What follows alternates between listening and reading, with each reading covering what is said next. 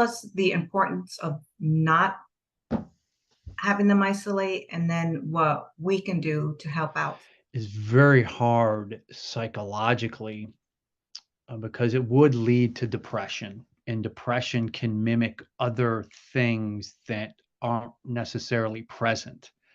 It could mimic other diseases such as Alzheimer's, mimics it in such a way where they're virtually depressed. So once you get them out from an isolated state, they can become very gregarious in some respects or less depressive. Yeah. Instead of giving them uh, a drug that could ultimately could help them, could assist in that process, but get them out and about doing things, making sure someone is there to care for them, and that it's proven that this individual is being cared for, and the recipient knows that the individual who's there is caring.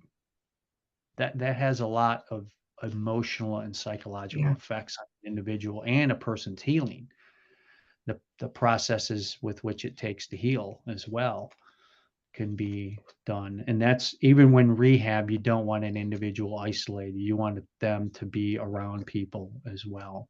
Good point. I find that a lot of them feel that they're not as useful. So I think that hits a lot on the depression. So when you get them out and about, maybe even volunteering and doing different things, puts them in a different state of mind. You want them is to feel that they don't matter anymore, because it could go that's a slippery slope. It could definitely go there. It could go there rapidly. Children wanna be children to their parents, Mhm. bottom line. They don't necessarily need to be want to be caregivers. They are willing to do it. I mean, I was willing and because it was a need, but ultimately I wanted to be a son to my father and to my mother. I want to be their son. I want to, care for them as a son and not necessarily as a caregiver.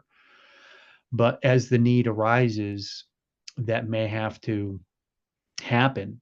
And if it does, you may need to require some respite Yeah. to get some so that way you can be refreshed and do what you wanna do, and so you don't hit a wall where